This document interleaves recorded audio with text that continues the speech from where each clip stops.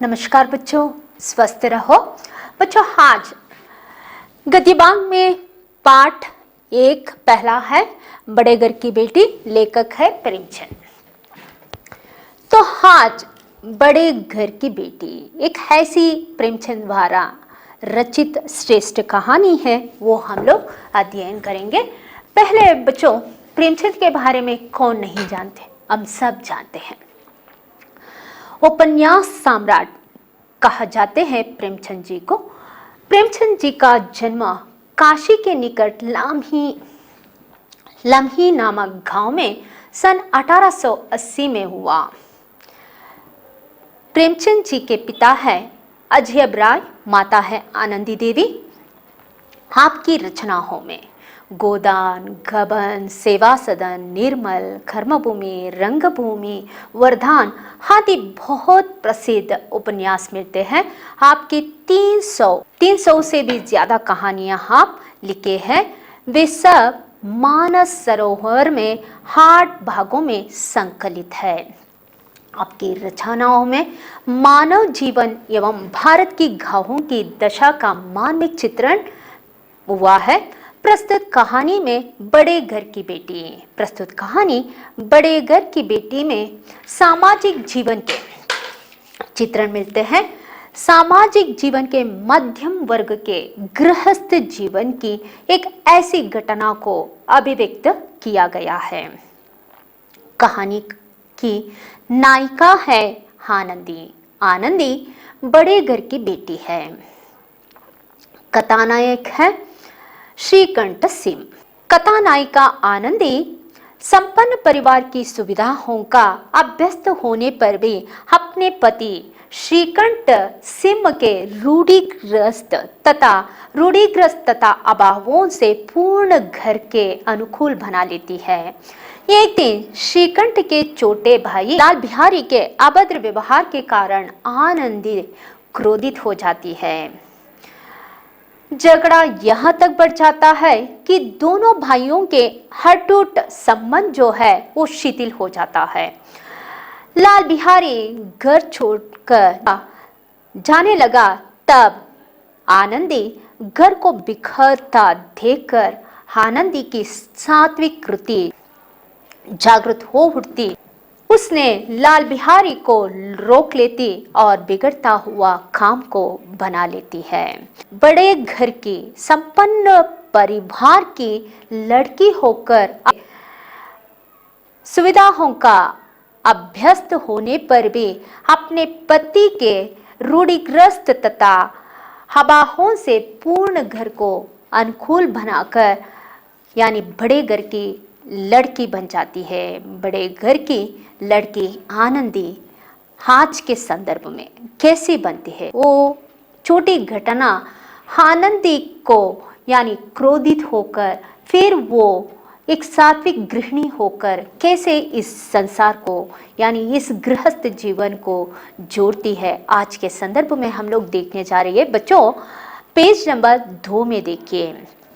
Page number 2 में हम लोग कहानी का शुरुआत देखते हैं। बेनी माधव सिंह का परिवार है। बेनी माधव सिंह आनंदी के पति के पिता है। आनंदी के पति श्रीकंठ सिंह है। श्रीकंठ सिंह के पिता बेनी माधव सिंह है। तो बेनी माधव सिंह के परिवार देख रहे हैं। बेनी माधव सिंह गौरीपुर के नंबरदार है। तो गौरीपुर के नंबरदार है, उनके 2 बेटे हैं, एक श्रीकंठ सिंह, दूसरा लाल बिहारी सिंह। तो आज बेनी माधव सिंह जमींदार है, नंबरदार है, फिर भी वो ऐसी स्थिति में क्यों है वो देखने जाएंगे। उसके साथ साथ उन 2 बेटों के बारे में जानकारी प्राप्त कर लेंगे। पेज नंबर 2, बेनी माधव सिंह गौरीपुर गांव के जमींदार और नंबरदार थे। उनके पितामह किसी समय बड़े धन धान्य संपन्न थे। बेनी माधव सिंह जमींदार और नंबरदार थे। उनके पिता धनधान्य संपन्न थे। गांव का पक्का तालाब और मंदिर जिनकी अब मरम्मत भी मुश्किल थी, उन्हीं के कीर्ति स्तंभ थे। तो गांव का तालाब और मंदिर को ठीक करने का श्रेय, पूर्ण श्रेय उनको जाता है। कहते हैं इस दरवाजे पर आती झूमता था, यानी बेनी माधव सिंह के घर के सामने हाथी झूमता था। एक जमाना में हाथी झूमता था, अब उसकी जगह एक बूढ़ी भैंस खड़ी थी, जिसके शरीर में हस्ती पंजर के सिवा कुछ शेष ना रहा था। वह भी ऐसा बूढ़ी भैंस था, उसके शरीर में कुछ है ही ना था, पूर्ण अस्थि दिखता था। कह रहे हैं पर दूध शायद बहुत देती थी, तो इतना पतला, इतना हस्ती दिखने के बावजूद भी दूध बहुत देती थी भैंस, क्योंकि एक ना एक आदमी हांडी लिए सिर पर सवार ही रहता था। तो कोई ना कोई आदमी किसी ना किसी मांग के वास्ते, किसी ना किसी पूछने के लिए कोई ना कोई यहाँ आते थे। बेनी माधव सिंह अपनी आधी से अधिक संपत्ति वकीलों को भेंट कर चुके थे। तो बेनी माधव सिंह जी अपने आधी से अधिक संपत्ति जो है उसे वकीलों के लिए ही दे चुके थे। उनकी वर्तमान आय 1000 रुपये वार्षिक से अधिक ना थी। अब उनके वार्षिक आदाय जो है, वो वार्षिक उनका वर्तमान आय जो है केवल 1000 रुपये। ठाकुर साहब के 2 बेटे थे। बड़े का नाम श्रीकंठ सिंह और छोटे का नाम लाल बिहारी सिंह। बड़ा बेटा बहुत दिनों के परिश्रम और उद्योग के बाद बीए डिग्री प्राप्त कर चुके थे, यानी श्रीकंठ सिंह बीए पढ़ चुके थे और दफ्तर में नौकर थे, काम भी करता था। छोटा लड़का लाल बिहारी जो है, उसका दशा जो है ऐसा था, दोहरे बदन, सजीला जवान, बड़ा हुआ मुकड़ा, चौड़ी छाती, भैंस का 2 सेर दूध हर रोज सवेरे पीता था। श्रीकंठ सिंह की दशा जो है उसके विरोध था। 2 अक्षर यानी बीए पढ़ते पढ़ते उसका शरीर पूरा निर्बल हो चुका था, चेहरे कांतिहीन बन चुका था। इसी से वैद्य ग्रंथों पर उनका विशेष प्रेम था। तो श्रीकंठ सिंह का शरीर इतना दुर्बल था, केवल यानी उनका लगातार परिश्रम पढ़ाई में ज्यादा देता था और उसे वैद्य ग्रंथों में विशेष प्रेम था। आयुर्वेदिक औषधियों पर उनका अधिक विश्वास था। शाम सवेरे उनके कमरे से प्रायः करल की सुरीली कर्ण मधुर ध्वनि सुनाई दिया करती थी। हर रोज कूटने का आवाज, यानी जो औषधियों को बनाने के लिए पत्थरों से उसे कूटे जाते हैं, वो सुरीली ध्वनि उसे सुनाई देता था। लाहौर और कलकत्ते के वैद्यों से बड़ी लिखापड़ी रहती थी। तो हमेशा श्रीकंठ सिंह वैद्यक औषधियों को यानी आयुर्वेद औषधियों को बनाने के वास्ते लाहौर और कलकत्ते के कई वैद्यों के साथ वो व्यवहार रख चुका था, लिखी पड़ी रहती थी।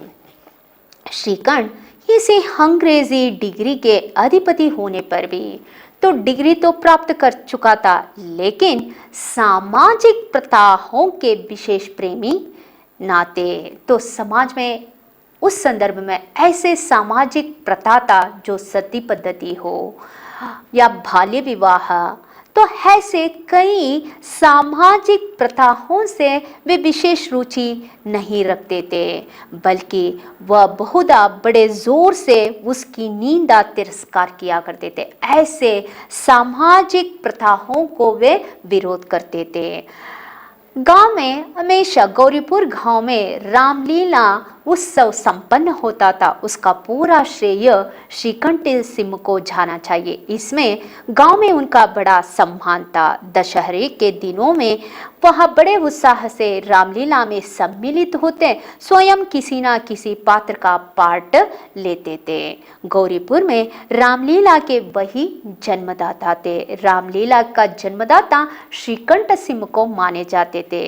प्राचीन हिंदू सभ्यता का गुणगान उनकी धार्मिकता का प्रधान अंग था। वे मानते थे, प्राचीन हिंदू सभ्यता का गुणगान भी करते थे और धार्मिकता का प्रधान अंग मानते थे, और सम्मिलित कुटुंब के तो एकमात्र उपासक थे।